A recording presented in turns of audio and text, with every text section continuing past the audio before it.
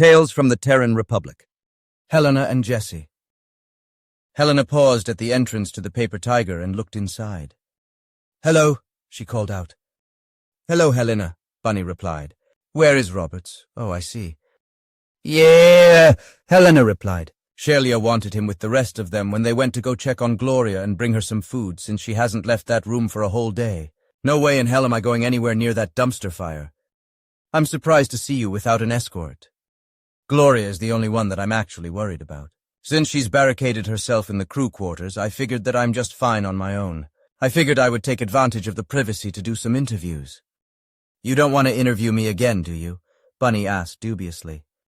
No, I was hoping to catch Jessie. Is she in here and can I come in? Yes, she is, and I don't see why not, Bunny replied. I got tossed out of the ship last time I was in here. Oh, that was only because you pissed Shelia off. She really hates it when meetings get disrupted. It's one of her things. Well, that and she just doesn't like you very much. She what? She's trying to be cool about everything, but she really blames you for Robert's quitting and Gloria's meltdown. Says she should have just let her kill you. She was probably not serious. Probably. Well, fuck her then. I don't recommend it. Last person who fucked her wound up irradiated and drifting in deep space, which of course caused the problem that we are now dealing with.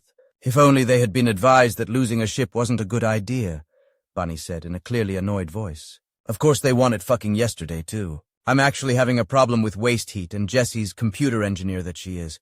Solution was just put some fans on me. Seriously. Fans.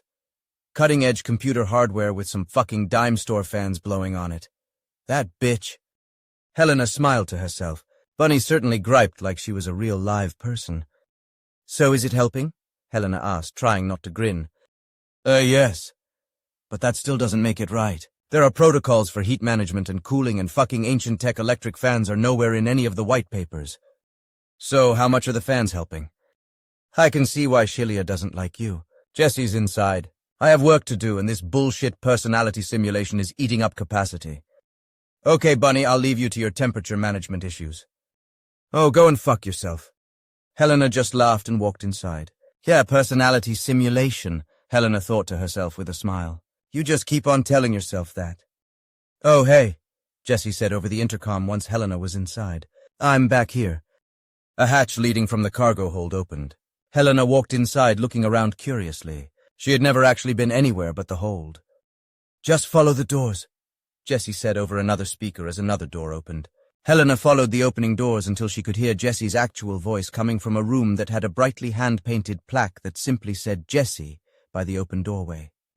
Inside her little tidy cabin, Jessie was lounging in front of a wall of holoscreens, several of which were completely covered in strange computer gibberish, as far as Helena was concerned.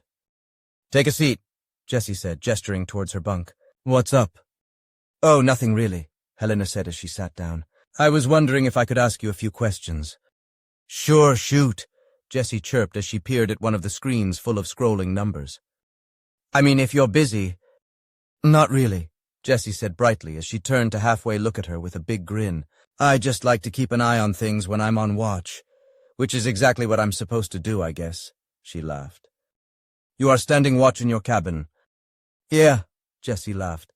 Most people stand watch on the bridge, but I have a way better setup in here. You can't fit all this bullshit up there. I can do everything from right here in my special chair, she exclaimed as she spun around happily. Makes sense, Helena said as she took out her camera. Do you mind? I'm just using the voice recorder. Feel free, Jessie chirped. Bunny and I are going to go through all of your shit before we turn you loose anyhow. You mean go through all my shit again? Helena said, slightly annoyed. Oh, Bunny told you, huh? Jessie laughed. You're pretty good, by the way. Nothing on there was ready to be seen. That's why we dug through it. Had to know you weren't a Fed or Axion. They both have people posing as passengers, you know. Helena just made a scrunch face. No, really, that piece you are writing on hate, that's some pretty good stuff, Jessie said brightly.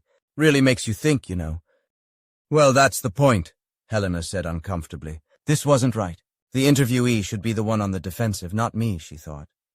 So, Helena asked, trying to get the interview back on track, what branch of the military were you in? Me, Jessie laughed. I'm a civvy career criminal, the only real criminal on the team if you ask me. The only real criminal? Yeah, the rest of them are crusaders. Jessie laughed brightly. They are more like a paramilitary force than actual criminals in my book. Me? Just a criminal. You don't believe in their mission? I believe in them, Jessie said thoughtfully. They are my crew, Nuff said. At first I really didn't give a fuck one way or the other. Thought it was kinda stupid, to be honest, but the pay was good and they were the best damn crew I'd ever worked with, and the jobs, they call them missions. It's so cute. We're beyond anything I could have ever even dreamed of pulling off before. I mean, look at this setup. She waved at all the screens and keyboards. At first. Yeah, it was just about the credits and how much fun the jobs were at first, but after a while maybe they rubbed off on me. I'm still not all Republican glory, she barked in a military growl and saluted. But I'll fucking die for my crew. It's really nice having that. Having what? People I would actually die for. This is the first time I've ever had anything like that, Jessie said with a little bit of emotion in her voice. Shit, she laughed. If you told me a few years back that I would be with some people that I would trust with my life and would be willing to lay my life down to protect, I would have told you that you were high. She laughed. It's like we are a family. Or we were until a certain bitch broke us up. She grinned. Still can't believe you're stealing Roberts. Are you angry with me too? Nah, Jessie chirped. Life does what life does. If he wasn't done, then this wouldn't have happened, and if he's done, then he needs to stop.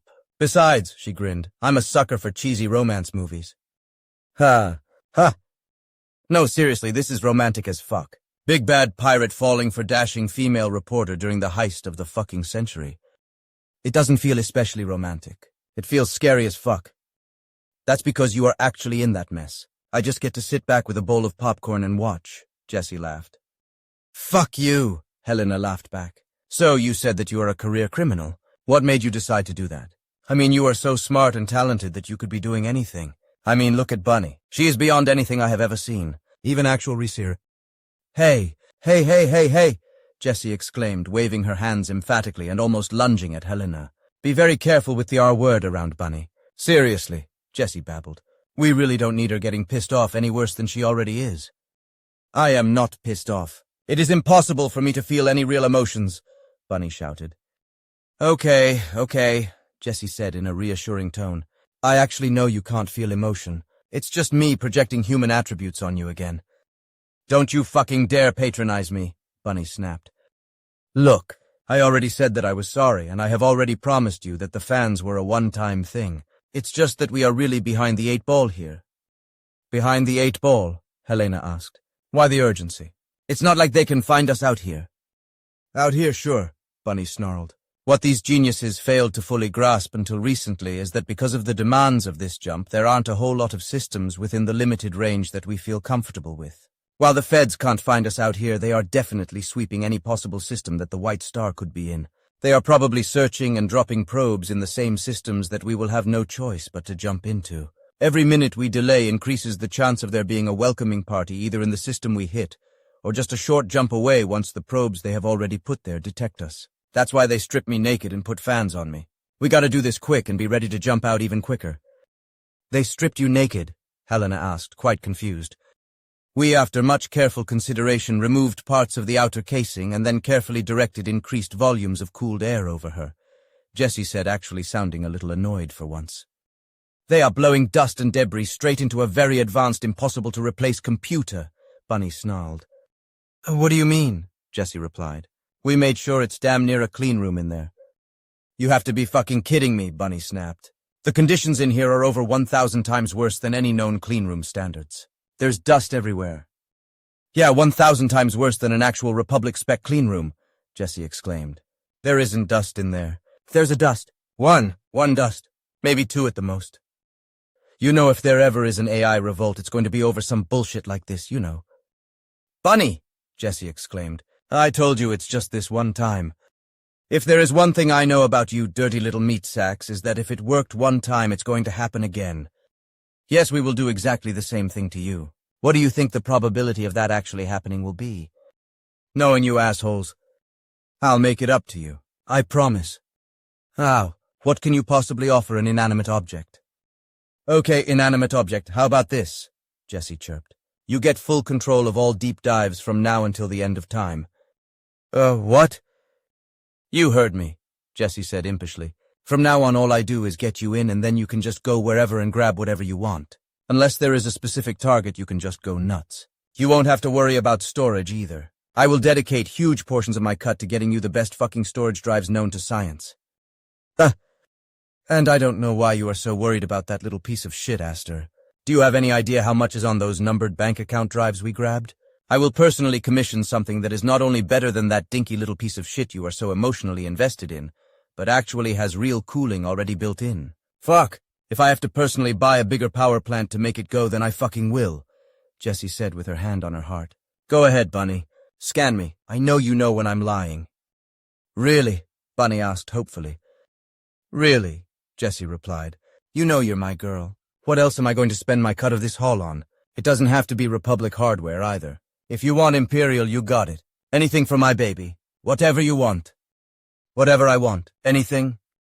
Anything my engorged pockets can provide. I'm pretty sure with my share of the haul from this one, the two of us can come up with something much better than that Federation clusterfuck you are stuck in at the moment. And it will be the two of us, both of us, that design it. Jessie set her eyes aglow. So how about that? Does that tickle an inanimate object's fancy? And I get to have complete autonomy on the deep dives. You really mean it? You have my fucking word. Wherever and whatever you want, regardless of how useful it might be. I'll just be riding shotgun, helping you hack and looking out for security.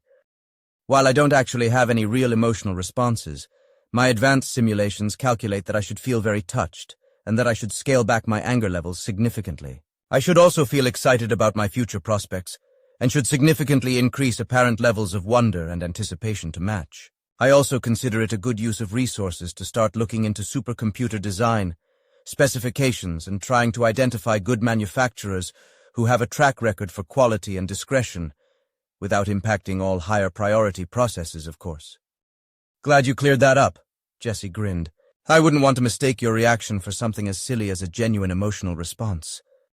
See that you don't, Bunny said quite happily. Now, excuse me, I think I can squeeze in a few more calculations per second. I love it when she pretends not to be happy, Jessie giggled to Helena. So you're actually going to spend all of your new wealth on Bunny? Helena asked. What the fuck else am I going to spend it on? Jessie laughed. Gold-plated panties. What you have achieved here is nothing less than amazing, Helena exclaimed. You could be anywhere, doing anything. Why the fuck are you running around with a bunch of pirates? Yeah, that'd be anywhere, do anything bullshit. It's bullshit, Jessie laughed. When I said I was a career criminal, I fucking meant it. Didn't have a whole lot of options. What? How? With your talent? Well, thanks for the ego stroke, but there are a lot of talented people out there. Without an extensive criminal record. No way I could ever get a real job, even if I wanted one. I was sort of fucked from the get-go, well, sort of fucked myself from the get-go, I mean. How so? You really want my whole fucking life story? Sure, if you have the time. Okay, kinda fucked up, though, Jessie chirped. Good old mom was kinda fucked up. Really big into drugs, not really big into gainful employment, she laughed. Any cash or benefits just got converted into more drugs for her and not a whole lot else. Thank God for school lunches. Sometimes that's all I got to eat. Oh God, Helena said. I'm really sorry. I hate it when people say that, Jessie laughed. It's not like it was your fault. Anyway, I think that's where my love of computers comes from. Even we had a computer, Jessie smiled. The state issues these cheap pieces of shit to people on welfare so they can do all their benefits and crap online. She couldn't pawn it for drugs because they're tracked, so it was always there.